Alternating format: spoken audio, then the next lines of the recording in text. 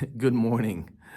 Welcome to day 2. I'm shooting this introductory video from the beautiful confines of the St. John the Baptist weight room, where at 6 a.m., kids are going to start folding in to get their morning lift in before class.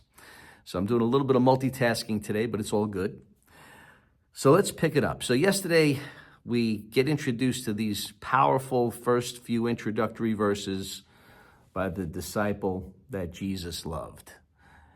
And John describes Jesus as the Word. We talked about that yesterday, that he's the light that came into the Word.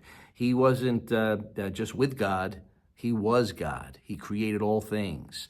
And it talks about the eternal nature of Jesus. And now here in verse 6, there's going to be a new person that gets brought into John's account. And let's read it. We'll pick it up verses 6 through 12.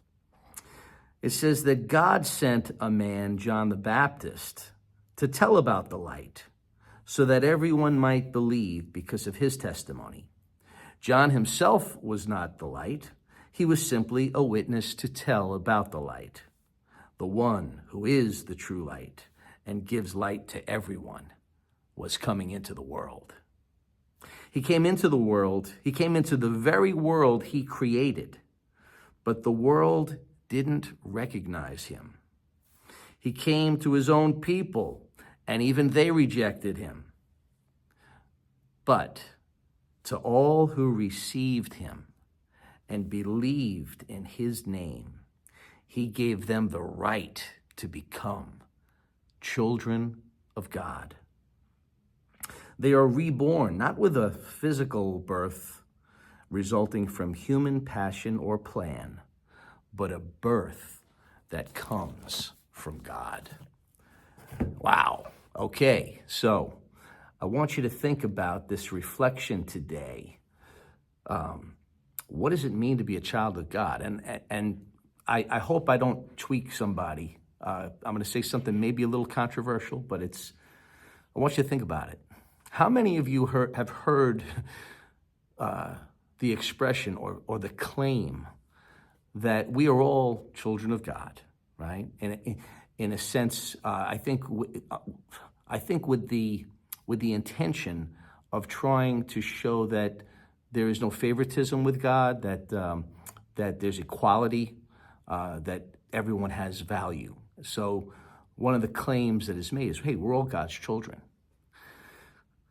I want you to think about what we just read in the Gospel of John.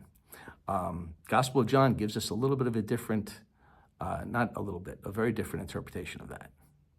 There's some qualifiers, right? Now, here's what I want to say. This is Phil. This is my understanding of the scriptures. I'm just sharing it with you. It is true. Every single person, every human being, regardless of race, religious background, contribution to society, the most deviant, the most impactful, the most productive. Every single human being has value. Every single human being was made in the image of God. That is completely biblical, okay? We are made in God's image. And as each of us walks through this life, we are image bearers, and what we do with our lives is an expression of worship because we are actually displaying Creator God. So that is true.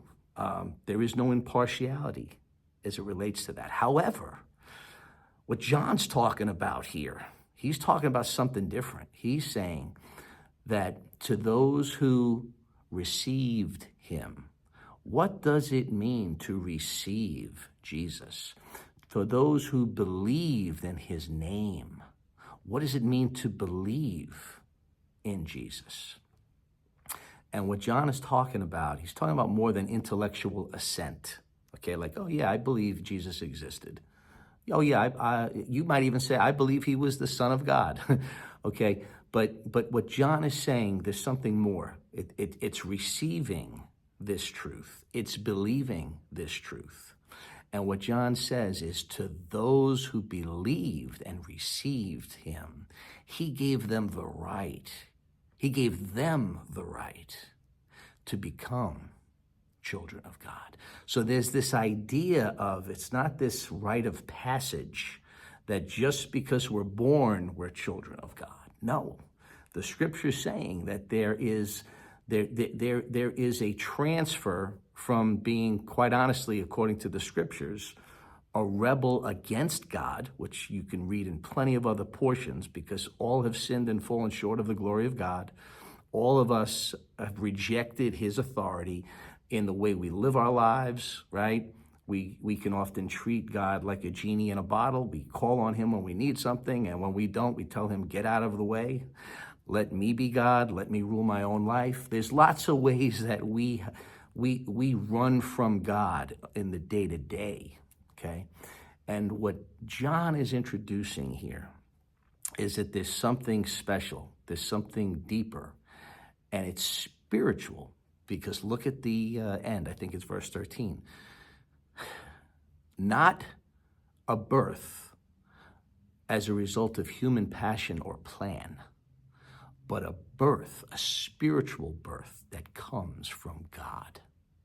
So I want you to think about that. How does that relate to your experience with Jesus? And the idea here is, as we go through this gospel, as John gives signs that these audacious claims about Jesus as this unique, singular person, okay? There's going to be 7 signs most theologians talk about throughout the gospel. As you look at those signs, the challenge is Jesus who John claims him to be? Is Jesus the one who he said he was?